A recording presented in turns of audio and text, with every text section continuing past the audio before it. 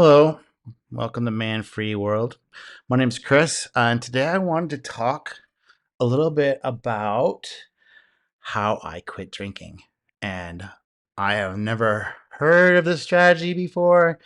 It's going to be sound real obvious after, like why it would work. Um, but after my divorce, I hadn't really partied or drank or gone out or anything. I was in a fraternity, but I wasn't really the drinking too much part of it. And that's what actually turned me off from drinking. So I was drinking a little bit, sometimes like binge drinking, high school stuff. Not a lot, but enough. From 16 to about 18, 19, 18 years old. And then I got together with my first wife. We were together for 15 years. And I didn't drink or party or go out after that. I was just with her. And that's all. I maybe had a beer or two now and then. She liked to drink. I wasn't really into it. It kind of messes me up. Anyway, so after my first divorce, I just got into partying because I just hadn't gone through that phase. And I definitely, became an alcoholic. And I think a lot of it was just because of the social isolation that I had gone through, being married and not being super social and being like very much into business and my family at the time. So I discovered that's kind of what I was using alcohol as like a substitute for, and I'm sure that most people are doing the same thing.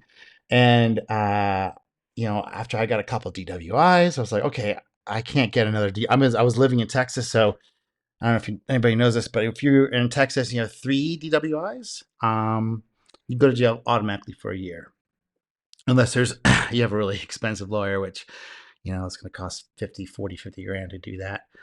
And so yeah, I didn't want to go to state jail for a year, so I was like, okay, I have to take care of this problem now. And so I went to did all the normal stuff. I went to NA and what's it called? NA and Alcoholics Anonymous AA. Started off at AA. I really just discovered that people just, after going for a few weeks per my probation from being on those DWIs, I discovered that people just get into their stories and they just want to tell a story and be seen.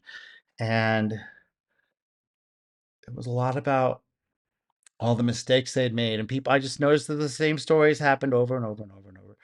And so what I got out of it is like you can get stuck in the anything. And I saw AA as just another way to get like stuck in something else for people that need that type of thing, where they need to like for some reason be seen and have a story. And I decided that wasn't going to be my story. I wasn't going to be going to AA now is not going to be my story.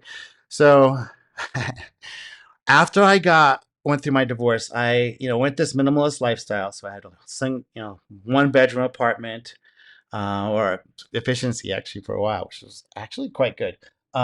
And instead of going out and buying a bunch of stuff and loading up on all those things, which I had just done with my previous family relationship thing, I just had cars, boats, houses, all that stuff.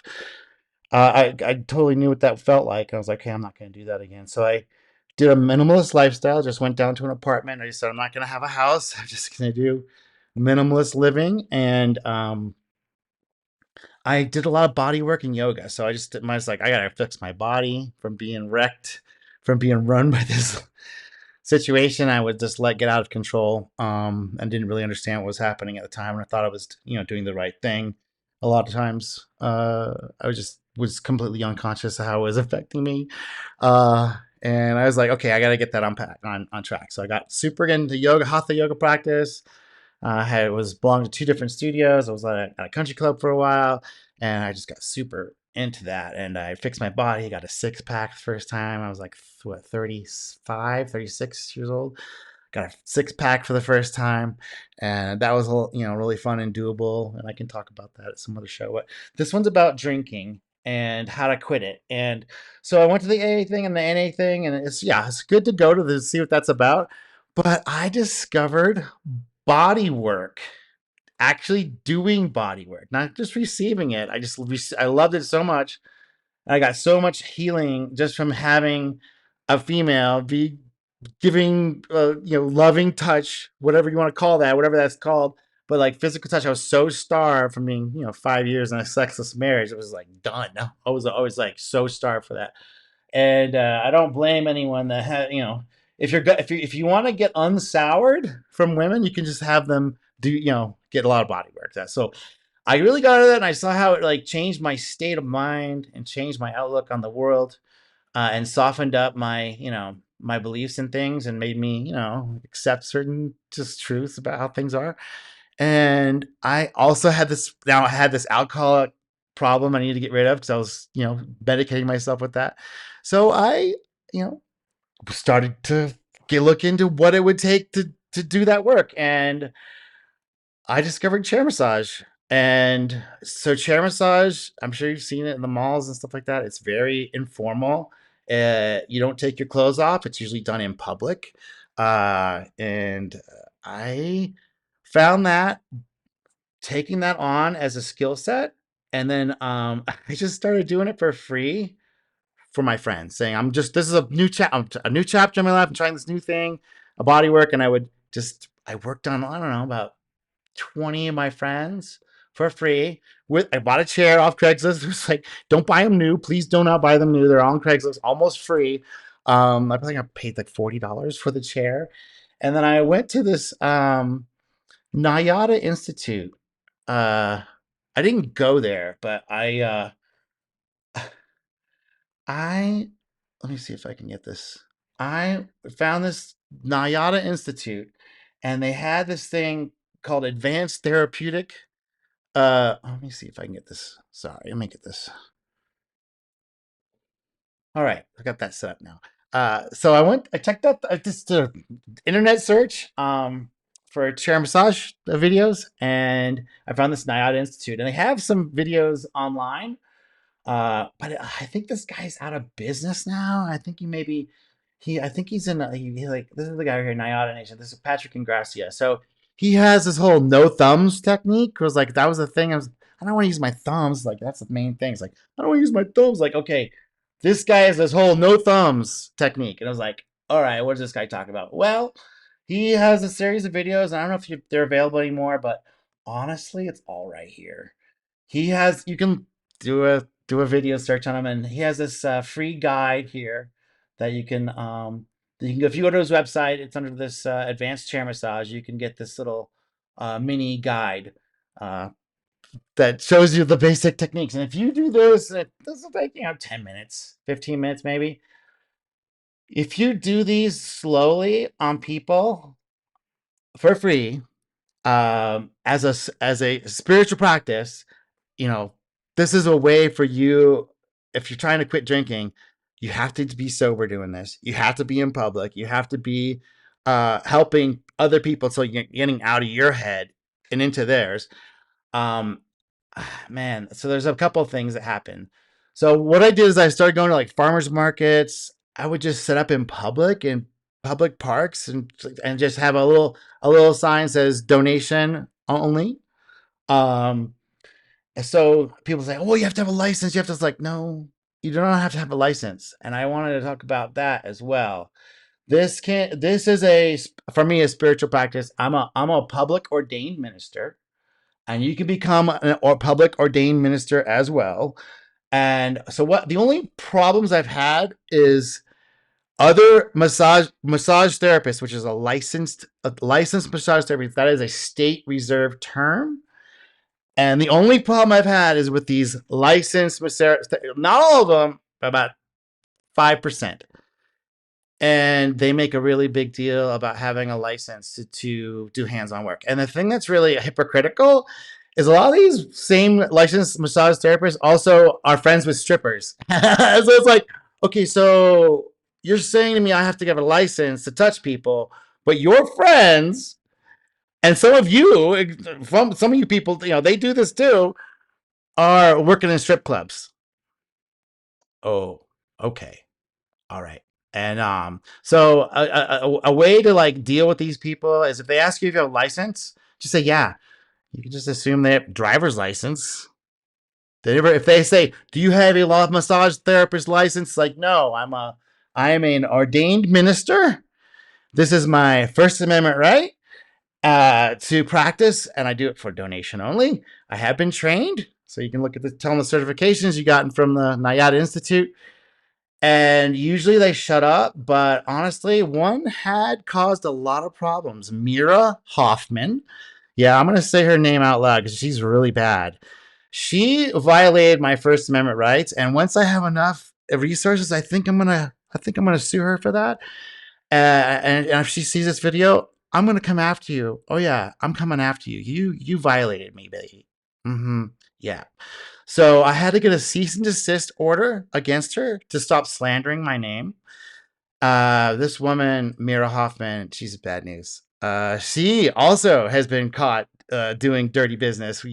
Hiring actually hiring people and telling people they're licensed massage therapists, but not actually being licensed massage therapists. So she made a big deal about her now. Everyone has to be licensed, even though she's violated the rules and laws. So, and I've also seen her drinking and doing drugs while working on people, which is definitely a violation of her code, the code of ethics that she's supposed to uphold with her license. Yeah, Mira Hoffman. No, no, you can't do that to people. So you can't violate people's rights. So you can go ahead and get ordained your ordained ministership here, and that allows you to do your hands-on healing. Hands-on healing. That's what you're doing. And if anyone has an issue with them, these people will actually back you up. They're these credentials. So if you want to get that kind of legal protection, it's totally there. There's so many precedents for this uh, that they need to back off on this issue, honestly. And anyone that challenges you on that, you can go down to the mat with that. And it says like, hey, if you want to, are you violating my rights? Ask them right now. It's like, hey, are you trying to violate my rights? I need your name, phone number, address, and I'm going to take a picture of you, and we're going to video this whole situation because you're about to get sued. So that's one way to handle this stuff. Is it's your spiritual practice, and it's your personal healing journey. So they don't have to know that, but this is your personal healing, trying to stop drinking. So it's been 10 years. Love these like these chairs. They're great, but there's these mini half rigs, which is just the face cradle, where you can set up at a picnic table. And I've gone and been invited.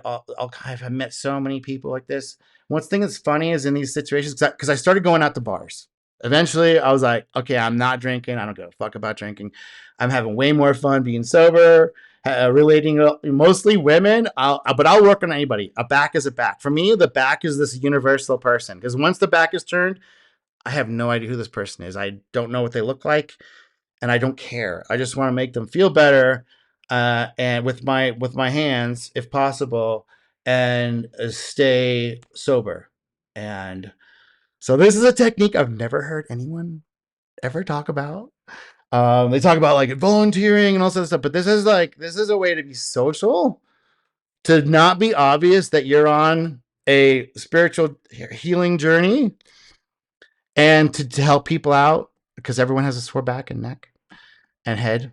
And the techniques that are available that are can be done in public and save your hands, like this thumb line stuff. I mean, there's ways around doing that. He talks about it using your hands. You don't have to use your thumbs for any of this stuff, but just using your fists and your elbows and your knees and all these other techniques that he talks about. These are like the basic stuff, but he goes into more detail with these videos.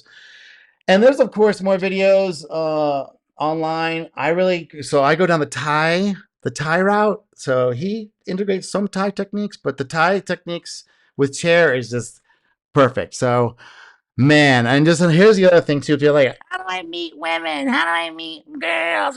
Well, if you do this, it's not an issue. Like one of the things I found out after going out to these bars and clubs and doing this chair massage in public, loud, whatever, it doesn't matter. I got it. I got into it. Is a lot of these girls are faking being drunk. They're faking being drunk, and they're dying for a connection other than the standard word. So what happened was I would just start saying, "Hey, I can teach you how to do this stuff, and you can make money on the side or do whatever, that level of thing."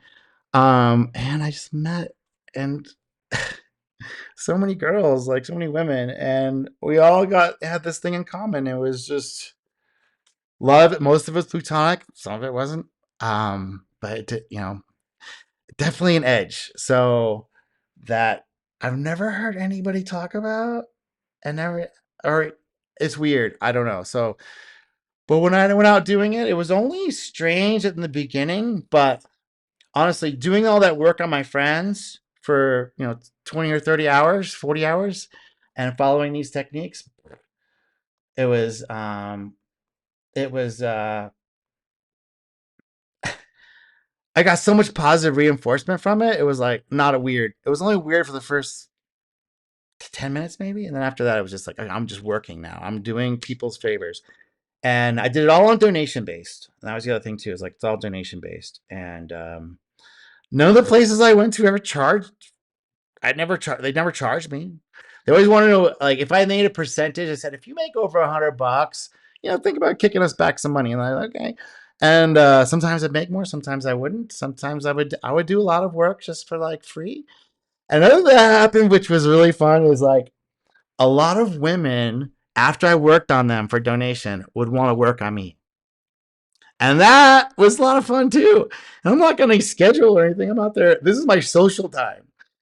And man, I met a lot of women that way. So, and a lot of men too. There's a lot of people that there's people that actually got into doing massage just because they saw me doing it and being super super casual about it.